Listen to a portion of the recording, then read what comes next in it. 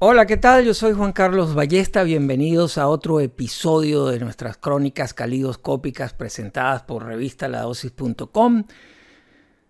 Vamos hoy a hacer una especialísima crónica dedicada a el año 1974, como habíamos estado amenazando en varios episodios dedicados a discos de aquel importantísimo año. Y a mi juicio estos son los 60 discos imprescindibles de aquel año 1974. Acompáñenme.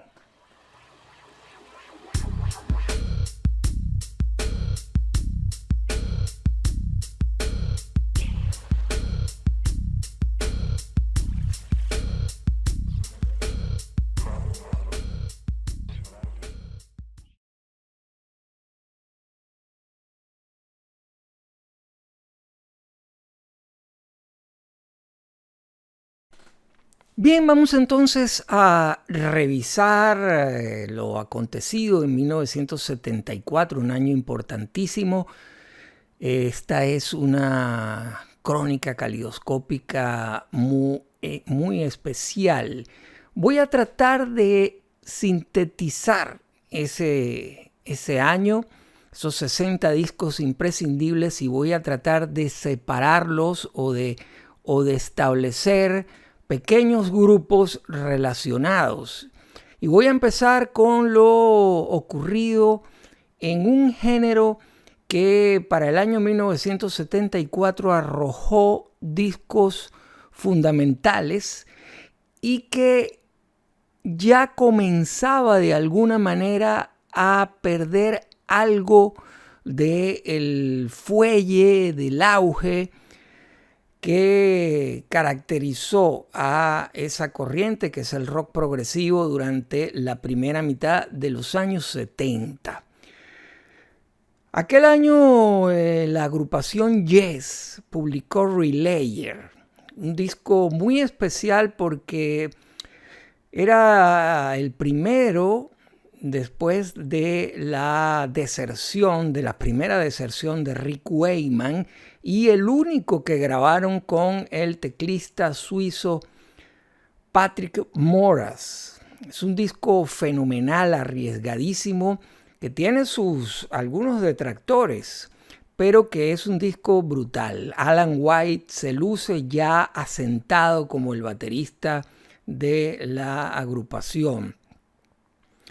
Precisamente Rick Wakeman publicó el gran trabajo conceptual y épico Viaje al centro de la Tierra, disco imprescindible. La agrupación Gentle Giant publicó The Power and the Glory, uno de sus pináculos, de varios que tiene o que tuvo Gentle Giant durante los años 70.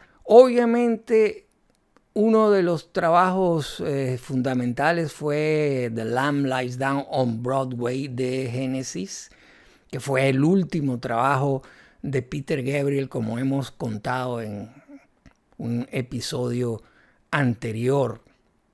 También allá en Gran Bretaña, una agrupación no tan popular, no tan conocida, pero que a mi juicio fue fundamental en esa segunda ola del revival folk, fundido un poco con el rock progresivo, fue Gryphon y los dos discos que editó en aquella década, en aquel año, Midnight Mushrooms, el primero, y Red Queen to Gryphon Tree, que es una auténtica obra maestra del folk progresivo, podríamos decirlo de esa manera.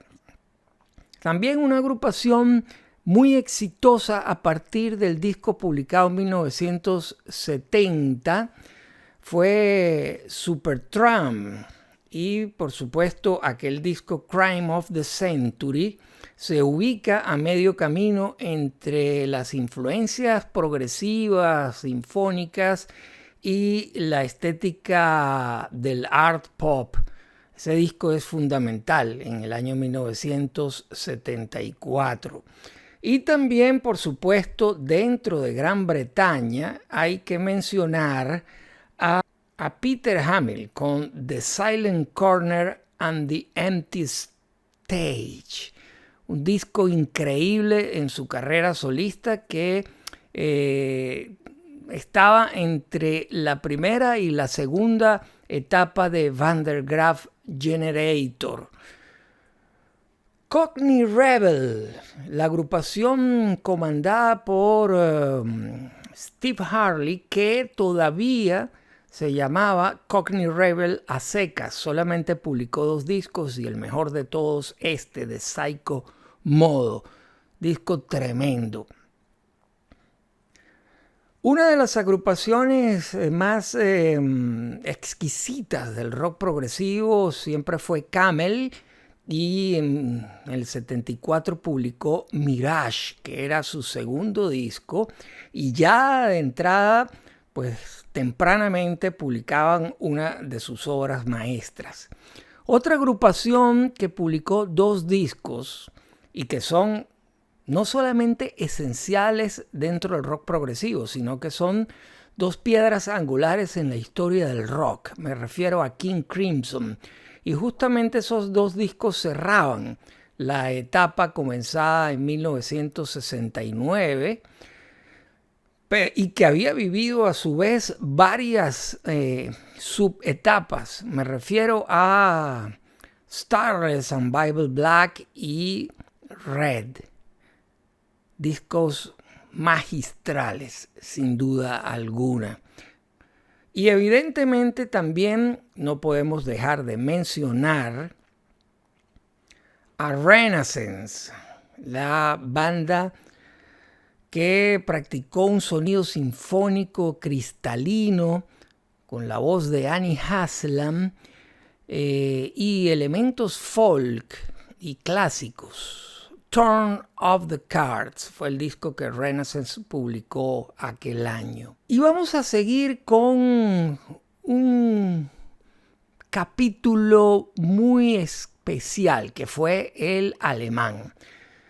El krautrock, la música cósmica y todo lo que se movió alrededor de esa revolucionaria escena que no necesariamente estaba conectada, pero que sí evidentemente produjo discos que compartían una estética común por un lado.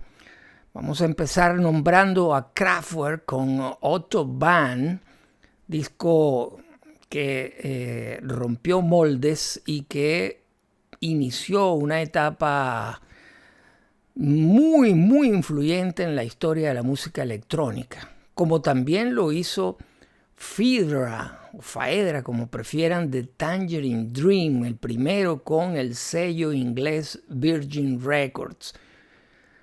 Por supuesto, el primer disco de Harmonia Music von Harmonia, que fue la unión entre Cluster, el dúo Cluster, que publicó aquel año también el disco Soccer Site, la unión entre Cluster y Michael Rother de Neu! Klaus Schulze también publicó un disco interesantísimo, otro trabajo de transición para él, que fue Black Dance. También habría que mencionar como un disco muy interesante y fundamental en la música electrónica moderna el primer trabajo solista de Edgar Froese, que fue Aqua. Edgar Froese, fundador de Tangerine Dream.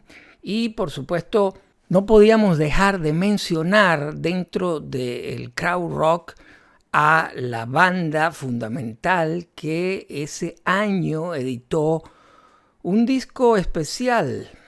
Me estoy refiriendo a Can y me estoy refiriendo al disco Sun Over Babaluma, que fue el primero después de que Damo Suzuki, el cantante japonés, abandonara el grupo. El rol de vocalista lo asumió Michael Caroli. Luego, dentro de Alemania, hubo otros discos muy destacables, como por ejemplo Ballermann de Grobschnitt, que fue el segundo que publicaba esa particular agrupación. También Floating de Eloy, disco muy bueno de la primera época de Eloy, la banda liderada por Franz Bornemann.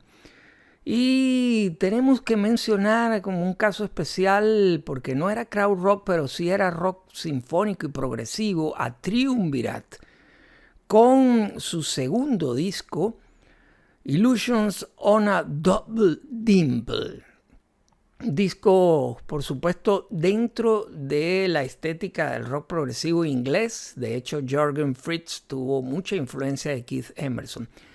Y voy a mencionar un disco muy especial que es el trabajo de Popol Vuh, la agrupación de Florian Fricke, que había comenzado en los terrenos de la música electrónica cósmica y para este momento ya se adentraba en terrenos más místicos.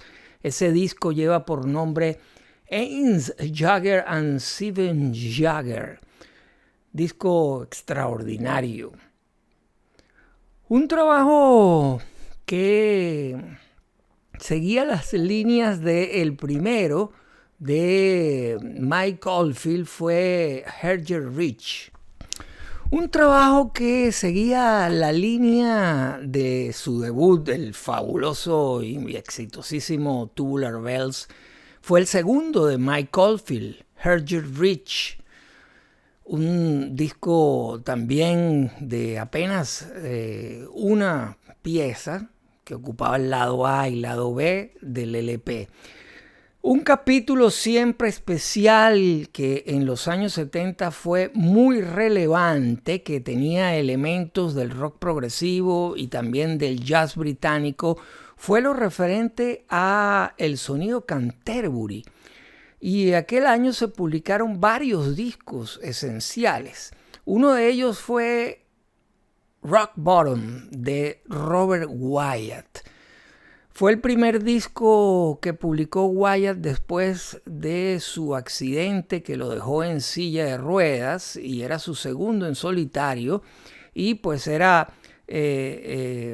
empezaba la carrera netamente en solitario después de los capítulos con Soft Machine y Machine Mole. El último disco del proyecto Egg de Dave Stewart, llamado The Civil Surface, disco tremendo, al igual que el debut de Hatfield and the North, uno de los capítulos esenciales del sonido Canterbury, un trabajo arriesgado como pocos. Así como el álbum en vivo de Caravan and the New Sinfonía, un disco que tiene canciones que no aparecían en los discos en estudio anteriores y también adaptaciones con orquesta de aquellos. Disco especialísimo. Habría que mencionar también en esta categoría, aunque también con otras características, el disco You de Gong, que fue el tercero y último de la trilogía maravillosa donde David Allen desarrolló toda la mitología del planeta Gong y una de las obras maestras del space rock. Disco que aquellos que no conozcan a Gong, pues es el punto ideal para introducirse en esa imaginería tan especial desarrollada por Gong. El glam rock se encontraba también en un momento en el cual ya estaba cediendo terreno a otras corrientes, pero todavía se publicaron discos como Country Life de Roxy Music, que es esencial. Si bien la agrupación Sparks, la banda californiana de los hermanos Ron y Russell Mile no era precisamente glam, sí tuvo un periodo muy importante dentro de esa estética, porque fue su etapa londinense que arrojó en 1974 dos discos que son fundamentales en su larga trayectoria, que son Kimono My House y Propaganda. Discos increíbles y que son influencia, aunque no muchos lo digan, para agrupaciones como Split Enz, 10cc y Queen, que en aquel año publicó su segundo, pero también su tercero, que es el que hemos escogido, Sheer Heart Attack, dentro de esta lista, y que comenzaba realmente ese sello distintivo de los años 70, que es para mí el periodo más interesante de Queen. Y por supuesto hay más discos esenciales publicados en 1974. Es importante mencionar a varios autores que grabaron con su nombre. Uno de ellos fue Brian Eno, que venía de ser parte de Roxy Music y que en 1974 publicó sus dos primeros discos en solitario, que fueron el primero de ellos, Here Comes the Warm Jets, y luego, ya finalizando el año, Taking Tiger Mountain by Strategy. También David Bowie publicó el último de su periodo dentro de la estética glam y del personaje Ziggy Stardust, que fue Diamond Dogs. Por otro lado, Elton John, quien venía de publicar su más ambicioso y por supuesto su disco central, Goodbye Yellow Brick Road, publicó en 1974 un disco quizá no tan ambicioso, pero que es tremendo, Caribou. Lou Reed, por su parte, publicó Sally Can't Dance. Es un disco distinto, pero que es un trabajo muy particular y que hay que siempre tener en cuenta dentro de su vasta discografía. Y evidentemente su ex compañero en Velvet Underground, el galés John Cale, publicó uno de sus mejores discos, Fear. Discazo, sin duda alguna. John Lennon publicó quizás su trabajo en solitario más personal, porque lo grabó sin influencia y presencia alguna de Yoko Ono, que es Walls and Bridges, rodeado de grandes amigos músicos. Es un disco que a mí en lo particular me parece su trabajo más redondo. Evidentemente sus dos primeros lo fueron, pero este disco no tiene desperdicio alguno. Y por supuesto Frank Zappa con Apostrophe, un disco ahí a medio camino entre el jazz fusión, el rock progresivo, el rock surrealista que siempre desarrolló. Es uno de sus trabajos centrales, sin duda alguna.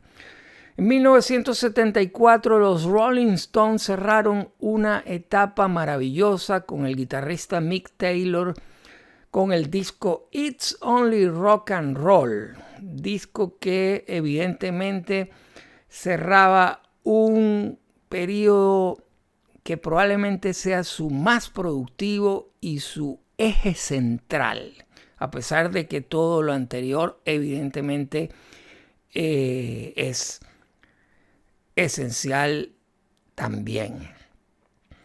Bien, voy a mencionar tres discos distintos, pero que se editaron en Estados Unidos aquel año y que para mí son discos fundamentales. Santana Borboleta Ese disco representó también el cierre de una etapa para Santana, una etapa experimental que tenía mucho de jazz fusión y también del rock latino que Santana en el año 69 introdujo al mundo y que fue su sello y sigue siendo su sello distintivo.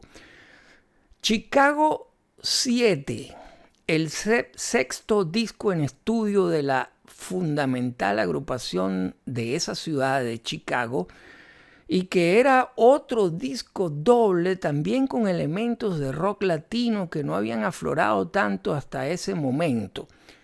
Es un disco que yo recomiendo muchísimo, al cual también le hemos dedicado una crónica individual, como a otros discos que ya he mencionado en este resumen. Y Lynyrd Skynyrd, la agrupación quizá bandera del Southern Rock, publicó ese año el disco Second Helping. Es un disco tremendo que obviamente define lo que es el Southern Rock con elementos de la música country, del blues, del boogie y del rock clásico en general. Nos vamos a otros países europeos que hicieron muchísimo. Mencionaría a dos discos de Holanda o los Países Bajos. Hamburger Concerto, el concierto de la hamburguesa de Focus, al cual hemos dedicado también una crónica, que fue el último de su etapa clásica con el guitarrista Jan Ackerman. Y por el otro lado, el segundo de Kayak, una de las mejores bandas, ahí a medio camino entre el rock progresivo y el rock melódico, que publicaba aquel disco, Kayak 2.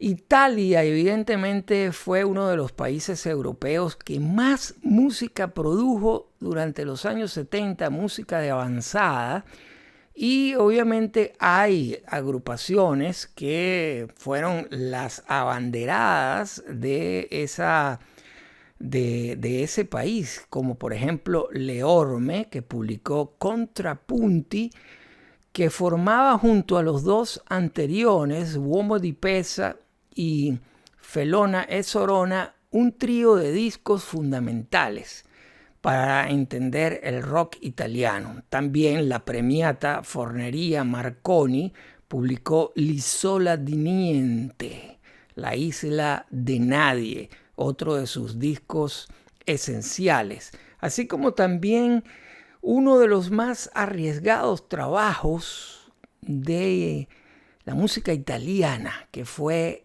Aria Caution Radiation Area, pronunciado en inglés porque está en inglés, que es un disco increíble, brutal, una mezcla de jazz fusión, música experimental e improvisada que se alejaba de todo. Otros discos en Italia fundamentales, Arti e Mestiere, el disco Tilt, también con influencias tremendas del jazz fusión y también del rock progresivo. Acqua Fragile publicó Mass Media Stars con Bernardo Lancetti, esa voz inconfundible que recordaba mucho a la de Roger Chapman de la agrupación inglesa Family. Y Pierrot Lunaire, el debut de una agrupación que hizo un folk con elementos psicodélicos y a veces prog, que no se parecía tampoco a nada. Y bien, no vamos a dejar fuera a Sudamérica. Desarrollaremos un capítulo aparte de los mejores discos publicados en Latinoamérica durante los años 70, más adelante. Pero en el año 1974 no podemos dejar de mencionar como discos imprescindibles en esta lista de 60 a el homónimo de Invisible, la tercera banda que tenía Luis Alberto Spinetta, luego de Almendra y Pescado Rabioso. Y también en Argentina, el gran Sui Generis, con pequeñas anécdotas sobre las instituciones. Obra maestra en medio de la censura en Argentina. Vitas Brenner, el segundo trabajo que publicó el alemán venezolano, luego de aquel increíble debut, La ofrenda de Vitas Brenner. Hermanos, otro disco increíble que desarrolló una fusión entre el rock progresivo y la música venezolana. Y finalmente voy a mencionar un disco que es una anomalía en la historia de la agrupación Canarios.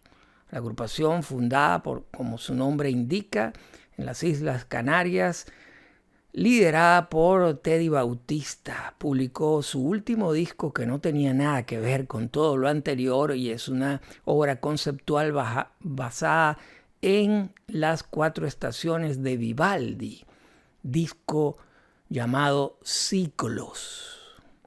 Son 60 discos que considero imprescindibles, publicados en 1974, que todo melómano, todo amante del rock principalmente debería conocer.